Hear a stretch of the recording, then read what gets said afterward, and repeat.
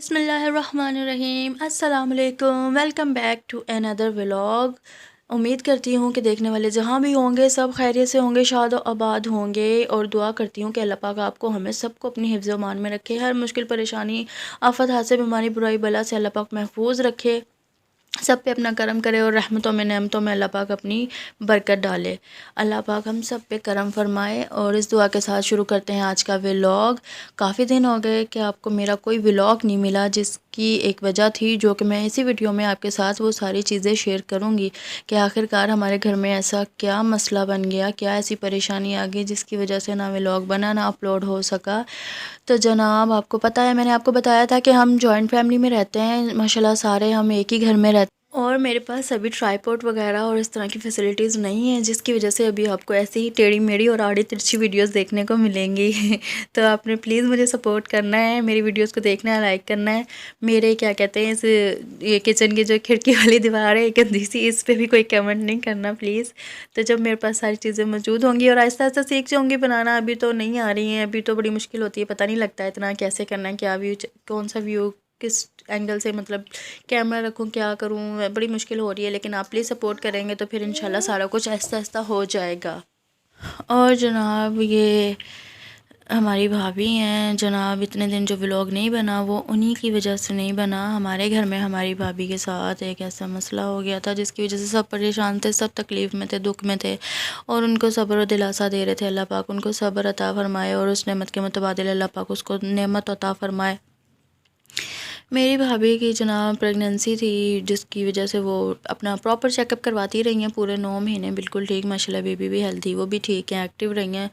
तो लेकिन and time पे प्राइवेट ही चेकअप करवा रही थी, एंड टाइम पे ये उधर गई हैं, अपने हॉस्पिटल गई हैं, चेकअप उन्होंने एडमिट किया जनाब। उन्हें कहा गया कि भाई आपका पूरा वक्त हो गया है, अब मतलब डिलीवरी की तैयारी करते हैं। और इन्हीं घर से भाभी गई हैं बिल्कुल ठीक डिलीवरी के लिए, हस्बैंड भी गए हैं, उनकी भाभी आई हुई थी, भाभी की भाभी आई हुई थी, वो भी उनके साथ गई हैं, उनकी फूफो आई थी, वो भी उनके साथ गई हैं। तो फिर क्या कहते हैं, वहाँ पे ये सुबह 12 बजे की गई हैं और रात को 8 बजे डॉक्टर ने, इनकी गायनाकोलॉजिस्ट ने इनको जवाब दे दिया कि भाई आप नॉर्मल डिलीवरी आपकी ना बड़ी मुश्किलें नहीं हो सकती है, तो आप हॉस्पिटल जाएं सी सेक्शन के लिए। जिना रेफ़र कर दिया उन्होंने कि आप इनको जिना लेके चले जाएं। ये जनाब सारा प्राइवेट चेकअप करवाती रही हैं, आपको पता है ये सरकारी हॉस्पिटल्स जितने भी हैं वो कहते हैं कि भाई हमारे पास 9 महीने रेगुलर चेकअप करो, फिर ही हम कोई ट्रीटमेंट या इलाज वगैरह करते हैं। तो वो जिना लेके गए हैं उनको उधर, उन्होंने बड़ा टाइम मतलब नहीं जल्दी इनको देखा दुखा, और कहते रहे कि आप जितने 9 महीने चेकअप करवाती रही हैं उधर रहें, हमारे पास अपने इतने पेशेंट हैं, हम आपका अब कैसे पहले सी सेक्शन करें इस तरह। लेकिन फिर भी उन्होंने स्कैन वगैरह इनका किया तो पता लगा कि बच्चे की डेथ हो गई है अंदर ही। तो ये ख़बर बड़ी अफसोसनाक थी, बड़ी तकलीफ़ दे थी। 9 महीने ये सारा कुछ मतलब एक 9 महीने का पूरा प्रोसेस गुजारने के बाद इस तरह की ख़बर सुनना किसी भी माँ के लिए बड़ा तकलीफ़ दे होता है। हम सब के लिए बड़ा शॉकिंग था, बड़ा तकलीफ़ दे था। बहुत टेंशन हुई, हम सारी रात जागते रहे, इतनी ठंड इतनी धुंध थी, दुआ करते रहे कि या अल्लाह पाक खैरियत की ख़बर ही आए। लेकिन रात को 2 बजे 1:30 बजे हमें ये ख़बर मिली कि जी बच्चे की डेथ हो गई है।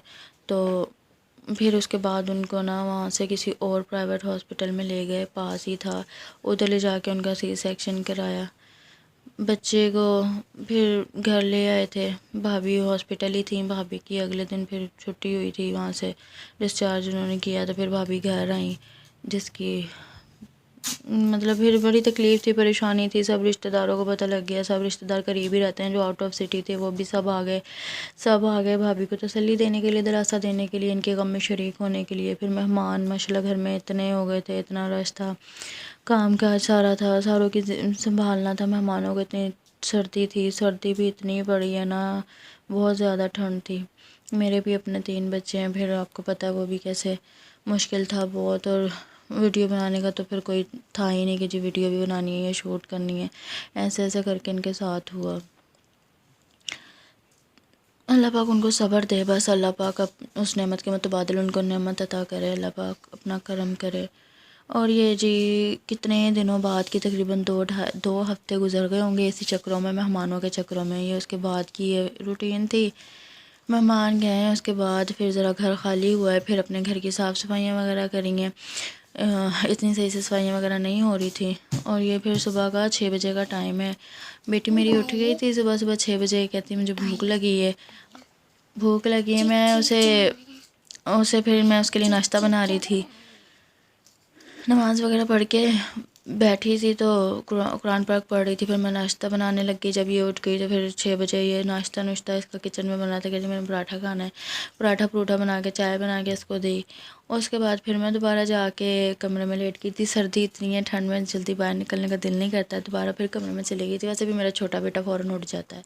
फिर ये 9 बज गए थे, मेरे हस्बैंड आ गए थे गाय का दूध लेके ना। गाय हमने अब ना गाय ख़रीदी, आपको तो सच मैंने बताया ही नहीं, हम लोगों ने एक गाय भी ख़रीदी है जो दूध देती है। तो उसका दूध ही अब खुद निकाल के लेकर आते हैं मेरे हस्बैंड। रोज़ सुबह सुबह उठते हैं, जाते हैं। और एक मतलब घर से अलग एक जगह है, प्लॉट सा है, वहाँ पे रखी है हमने। और ये उनके लिए मैं नाश्ता बना रही थी, वो दूध लेकर आ गए थे। तो ये है ताज़ा ताज़ा उसका गाय का दूध। एक बच्ची भी है उसके साथ, बच्ची जिसको बच्चिया कहते हैं। और ये क्या कहते हैं, माशाल्लाह 2 लीटर दे देती है सुबह, 2 लीटर शाम को दे देती है।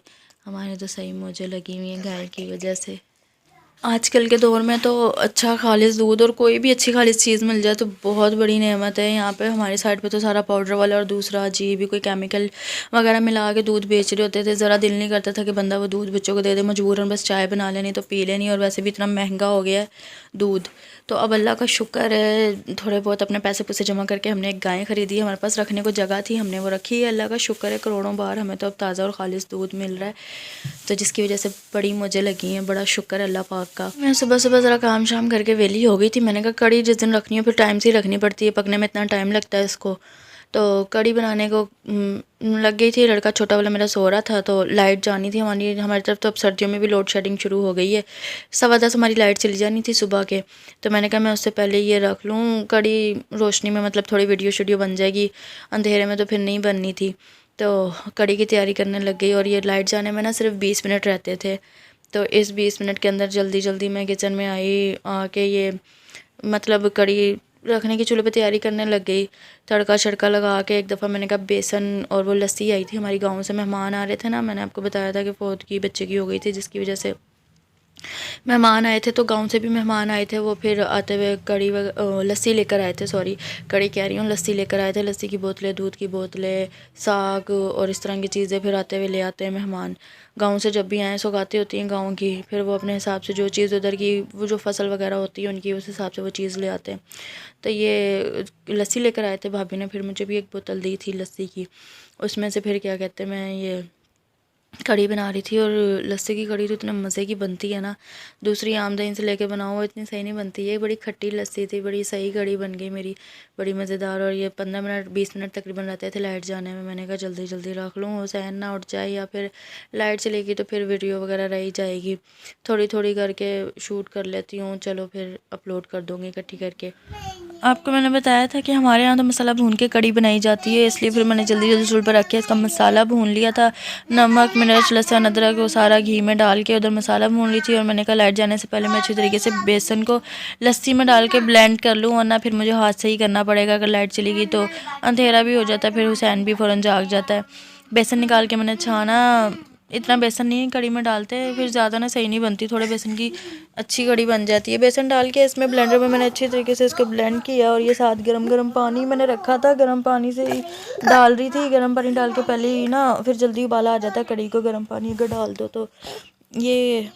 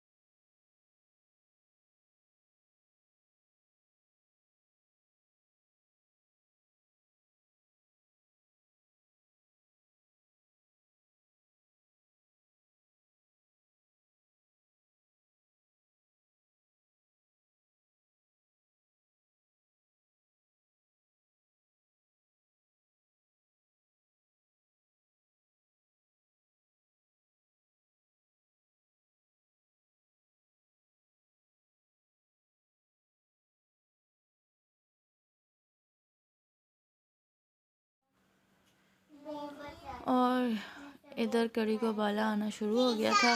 बेसन की तैयारी करने लगी थी, लाइट चली गई थी काफ़ी टाइम। मैं इधर उधर दूसरे कामों में लगी रही और फिर जब ये लाइट दोबारा आई थी उसके बाद दोपहर के करीब ही तकरीबन दोपहर 12 बजे के टाइम होगा तो ये मैं पकौड़ों की तैयारी करना शुरू हो गई थी। आलू काटे थे, एक शिमला मिर्च पड़ी थी, ये भी हमारे गाँव से आई थी। पहले शिमला मिर्च का सालन बना लिया था मैंने, ये एक पड़ी रह गई थी फ्रिज में, फिर ये भी मैंने पकौड़ों में डाल दी वरना फिर ज़ाया होनी थी। तो आलू के, प्याज के और ये हल्की एक छोटी सी शिमला मिर्च थी, इसके मैंने फिर पकोड़े बना लिए थे। मसाले मसाले सारे डाल लिए थे, खुश्क डाल के अच्छी तरीके से इसको गूंद के तो फिर मैंने इसके पकोड़े फ्राई कर लिए थे और कढ़ी में डाल दिए थे। फिर दोपहर को हसन के पापा आ गए थे, दोपहर को हमने खाई थी रोटी के साथ। शाम को हमने फिर इसके साथ चावल बना लिए थे। अब एक टाइम रोटी खाई थी, दूसरे टाइम से चावल ही खाने थे। चावलों के सारे बड़े शौकीन है मेरी घर में। तो दोपहर को रोटी बना ली थी, शाम को चावल बनाए थे, चावलों के साथ खाई थी और चटपटी हो गई थी, ख़त्म हो गई थी जल्दी। इतनी मेहनत करके कढ़ी बनाओ तो ख़त्म जल्दी हो गई थी, थोड़ी बनी थी, ज़्यादा नहीं बनी थी। उसके बाद क्या कहते हैं, ये मेरा व्लॉग होता है इधर ही ख़त्म। उम्मीद करती हूँ आपको मेरा व्लॉग अच्छा लगा होगा। प्लीज़ चैनल को सब्सक्राइब कर दें, लाइक करें, कमेंट करें, शेयर करें और मेरी इस वीडियो को ढेर सारा प्यार देना है। और क्या कहते हैं, आपसे अब मुलाकात होती है अगले वीडियो में। दुआ करती हूँ कि सब जहाँ भी रहें खैरियत से रहें, शाद आबाद रहें। इंशाल्लाह ज़िंदगी रही तो फिर दोबारा वीडियो में मिलते हैं। अल्लाह हाफिज़, फ़ी अमान अल्लाह।